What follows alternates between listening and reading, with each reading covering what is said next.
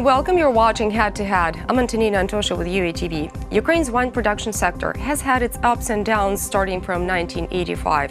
That year saw the beginning of a massive anti-alcoholic campaign. However, increases in wine production over the last few years after that showed steadily rising production. Unfortunately, that changed again when Russia illegally annexed Crimea, which used to be Ukraine's wine bunker before the seizure of the Black Sea Peninsula. So what is the situation in Ukraine's wine production industry now? To clarify the issue, we're joined in the studio today by Alla Plachkova. She is the co-owner of the family winery Kolonist and a sommelier. Hello, and thank you so much for joining us. Good afternoon. Thank you very much for inviting me here today. So overall, how would you evaluate the wine production industry in Ukraine these days? I wouldn't be so pessimistic, to tell you the truth. Okay. I think that the situation that we are admiring now, that we are experiencing, is quite promising, to tell you the truth. Well, after the annexation of the Crimea, it was quite painful. Ukraine lost a big part of the wine producers, as well as the brand of the Ukrainian wine, which was established actually on the world arena and in Europe as well. But anyway, the Crimea has never had the biggest part of the vineyards. All the vineyards are located in Nikolaev region, Kherson region, Odessa region, Zakarpattia and Bessarabia. Bessarabia, this is the western part of the Odessa region. As you know, the Odessa region is the longest region in Ukraine. It has got the length of approximately 300 kilometers along the Black Sea. And do you remember the times when there were the Odessa region and the Izmail region? When there were combined, the region was unofficially separated into Bessarabia and Odessa region. So Bessarabia has also a lot of plantations of very good quality vineyards. So overall, those vineyards that you just named, they could cover the losses that we're experiencing right now due to the illegal annexation of Crimea. Sure, for sure, 100%. Why? I will explain. Because first of all, the Crimea didn't produce a lot of dry still wines. The Crimea is famous for its sweet wines. That is because the climate is very, very hot. So a lot of sun gives a residual sugar at a high level in the grapes, and as a result, we receive a very good quality but sweet wines. Moreover, part of the producers that were registered at the territory of the peninsula have changed their place of registration and have moved their powers of production, and that is why they are now registered in Odessa region, in Kherson region and Nikolaev region, and that's it.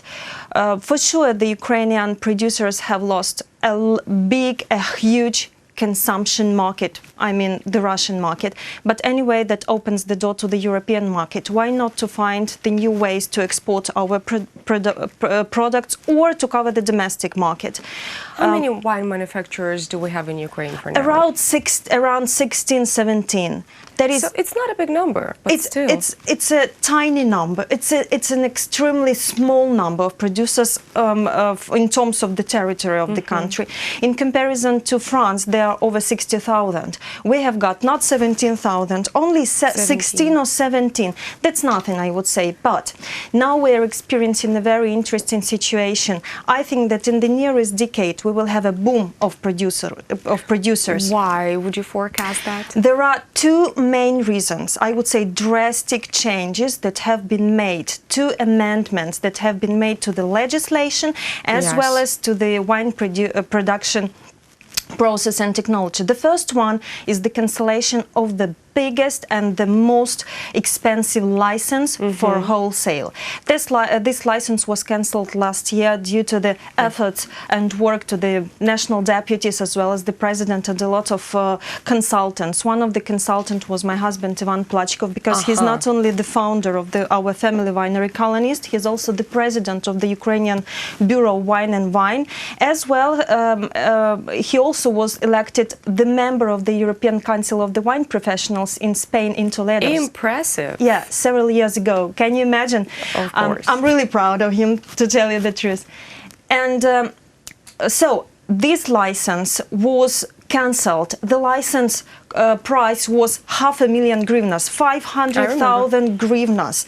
At the price of euro 10, it was like 50,000 euros per year. Such small producers as Kolonist and others, they have to collect this money during the year to pay this sum to the budget. But these amendments were inserted to the law, not for all the producers.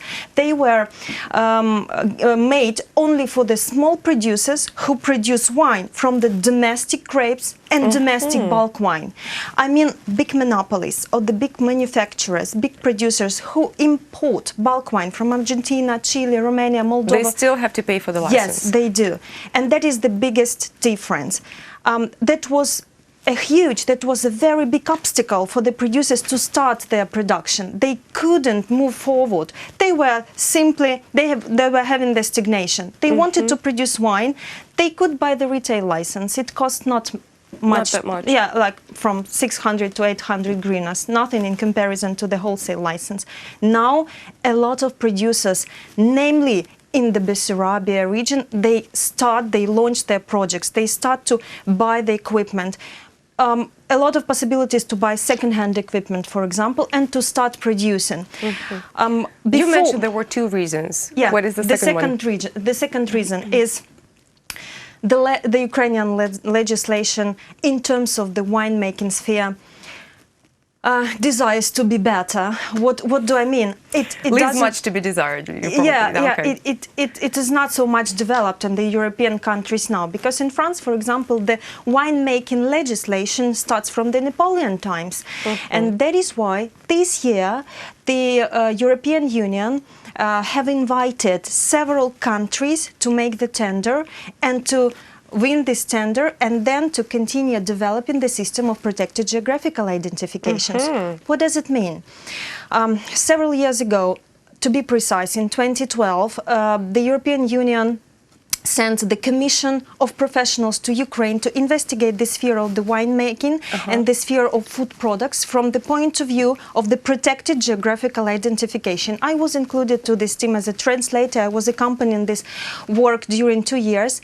As a result, all the products that are produced on the territory of Ukraine but use the names that are protected in Europe can not longer be used. I mean, champagne, sherry, porto, cognac, kagor, parmigiano, feta, all these products can be produced on the territory of Ukraine using the same raw materials, using the same technology, but not the name.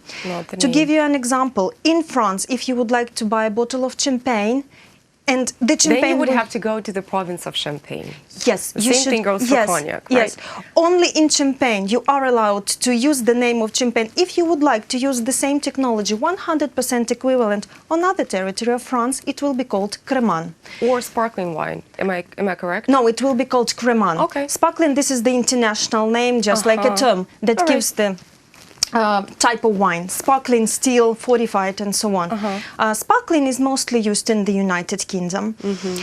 In Spain, this is Cava. In Italy, this is Prosecco and Spumante. In Ukraine, it has been Champagne. What do we have to do? We have a 10-year transition period to eliminate these protected geographical identifications out of the use, because the customers have got used to the names of cognac, portvein, and so on. Sure, it might be hard for them to transfer. Yes, and the producers will have a lot of losses. And that is why they have to make it step by step, day by day. The first producer that refused to use the name Champagne was, if I'm not mistaken, was the Artyomovsky winery. They started to write on the front label, sparkling by the traditional method of champagnization. That was the first step. Our winery Kolonist decided to make a brave step, I would say. We registered our own proper name. We decided to make sparkling 100% equivalent to champagne, traditional method of champagnization in a bottle. We make sparkling by the name of Bisser. Bisser from Bessarabia. All right. And I think that a lot of producers will follow us. They will make our name. They will create their own names. why not to do that? If the world has got champagne, Crimean, Spumante and Cava, why not to have something from Ukraine? Exactly. Of the same level, of the same category, but with its own Ukrainian name. Overall, how would you say that Ukrainian nation is a wine-loving nation? It is.